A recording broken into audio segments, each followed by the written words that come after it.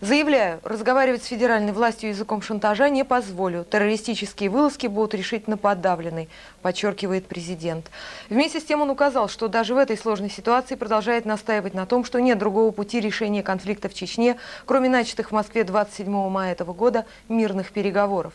Президент поручил органам государственной власти Чечни во взаимодействии с федеральными органами власти подавить акции вооруженных террористов, создать условия для продолжения мирного политического процесса. Председателю Госкомиссии по урегулированию кризиса записали в свой актив сожженные ими здания правительства, полуразрушенные строения всего комплекса правительственных зданий в чеченской столице, множество единиц бронетехники, 3 взяты в качестве трофеев и десятки жизней военнослужащих федеральных сил, а также своих соратников. Город переживает 3-й штурм, и к этому часу ни одна из противоборствующих сторон не берется заявлять о своей скорой победе. На месте событий по-прежнему наши специальные корреспонденты Евгений Ревенко и Вячеслав Уткин. В течение 4 дней федеральным войскам так и не удалось сломить сопротивление боевиков и взять под контроль Грозный. Мало того, отряды оппозиции еще более активизировались как в центре города, так и на его окраинах. Через горы в объезд блокпостов они своевременно получают из окрестных сел боеприпасы и подкрепления. Сегодня мы наблюдали, как боевики грузятся в самосвал и отправляются в город. Для большей безопасности у машины наращиваются борта.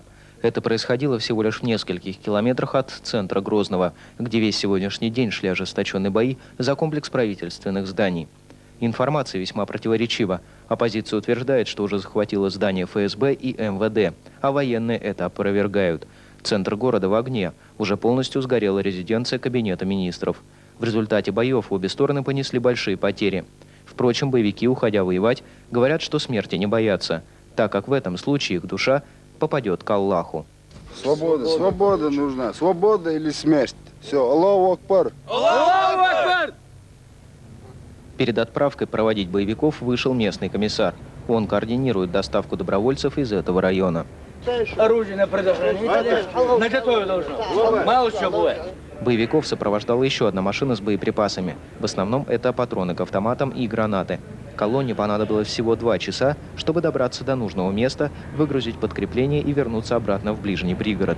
Таким образом, только в первой половине дня с одного направления в Грозный проникло еще 20 боевиков. Что происходило в других районах, остается только догадываться.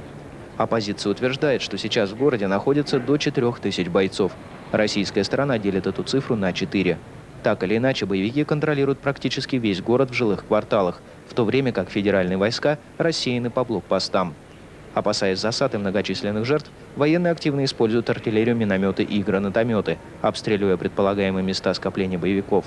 В небе постоянно баражируют вертолеты, проводя разведку с воздуха. Сколько еще могут продлиться бои в Грозном, никто не знает. Судя по характеру развивающихся событий, боевики постараются полностью овладеть городом и удержать его под своим контролем. Евгений Ревенко, Вячеслав Уткин, Алексей Томилов, телекомпания НТВ с окраин Грозного. Весь день мы следили за развитием ситуации в гостинице, где блокированы несколько десятков человек. В основном это журналисты, строители. Там есть также женщины и дети. 2 часа назад, как сообщила Тартас, представители чеченских сепаратистов предложили федеральным властям прекратить на некоторое время огонь в Грозном, чтобы создать коридоры для эвакуации гражданских лиц и раненых. Это произошло во время телефонного разговора между министром информации и печати в правительстве оппозиции Мавлади Удуговым и пресс-секретарем Госкомиссии по чеченскому урегулированию Сергеем Слипченко. Удугов передал предложение о прекращении огня от имени начальника штаба сил оппозиции Аслана Масхадова. По сообщению Интерфакса, руководство Госкомиссии рассматривает сейчас это предложение. Федеральной стороне должны быть даны гарантии того, что перемирие не будет использовано сепаратистами для перегруппировки сил. Но пока в Москве готовятся принять решение, в Грозном продолжаются бои. Вот что передал спецкор Радио России Владимир Трушковский из гостиницы, где заперты журналисты. Спускаются сумерки. Мы по-прежнему находимся в гостинице в подвале, журналисты и женщины. Хочу сразу сказать, что все готовятся к штурму, и журналисты при любом исходе будут находиться в подвале гостиницы.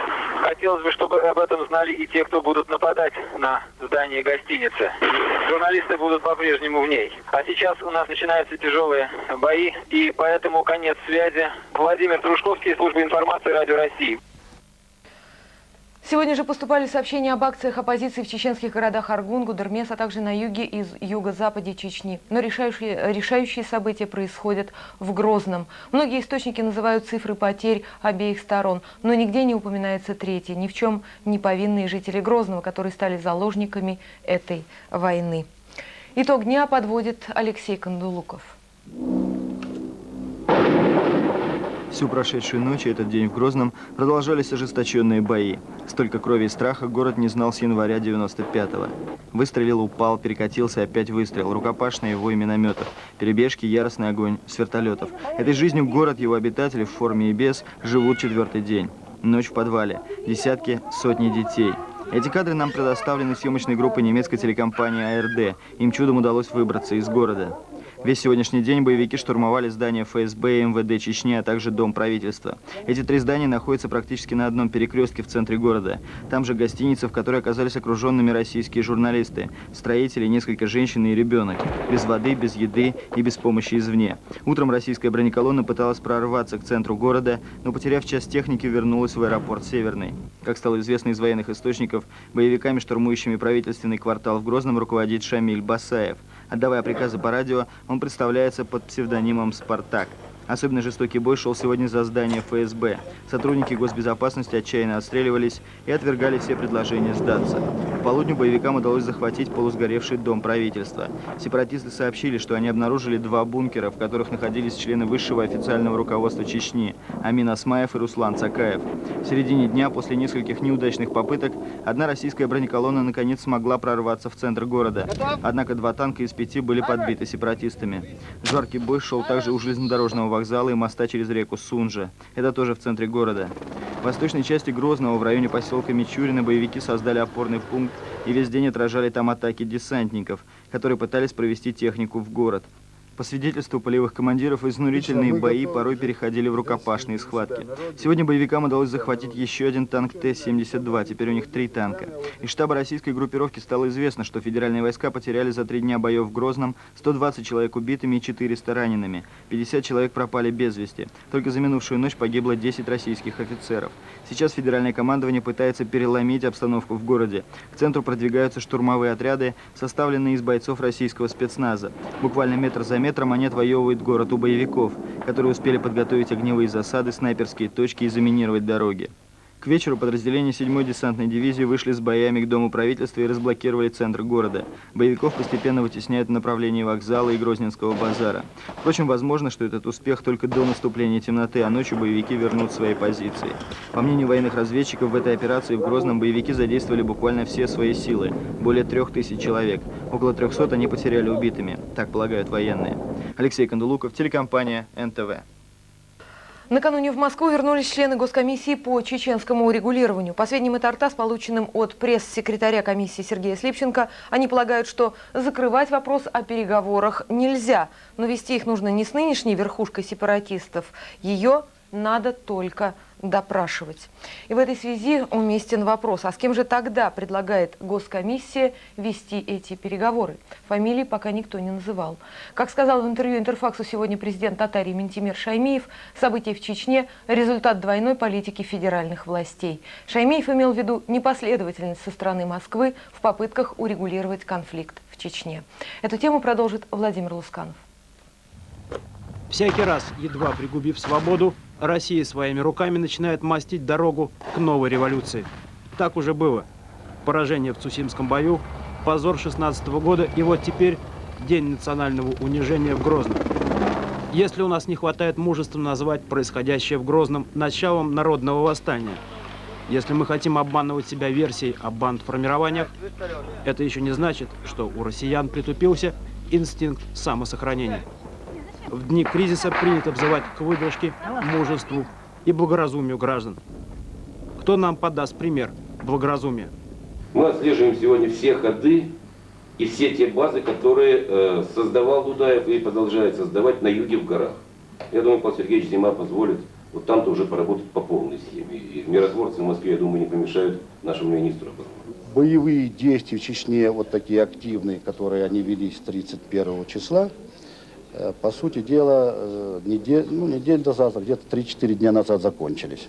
вот сегодня уже докладывают, практически тихо. И армия с поставленной перед ним задачей справилась полностью. Чечня обладает слишком маленькой территорией для того, чтобы производить маневр силами и средствами, вести перегруппировку. Горы хорошо доступны для нашей авиации, для нашей артиллерии, для того, чтобы уничтожить базы боевиков. Не имея постоянной подпитки, оторвавшись от социумов, боевики, естественно, долго не выдержат. Организованное сопротивление, оно уже не носит такого масштабного характера, а работать по отдельным группировкам нам еще какое-то время придется. Я уже отдал приказ всем подразделениям начать широкомасштабные боевые действия. Никаких разговоров. Война будет продолжена до победного конца. Вот часть территории, где сейчас они, боевики, скопились. И жители, кстати, сейчас усиленно с ними ведут диалог, жители ведут о том, чтобы они образумились. По нашей оценке, ну, некоторые оценки некоторых служб, там их около 2000, но с наемниками, естественно. И сам Шамиль готов сдаться властям. Это о многом говорит. Назреет момент, будем атаковать, но уже не Москву, а Западную Европу, которая санкционирует его вместе с Россией. На данный момент ситуация полностью контролируется в городе. В республике во всех населенных пунктах никаких происшествий не было ни вчера, ни сегодня. Армия сотни раз спасала Россию. Сегодня, возможно, тот единственный день, когда Россия должна спасать свою армию. За 2 года. Дали с улыбкой. Им нужно памятник ставить, а их опорочат. Вадим Лусканов,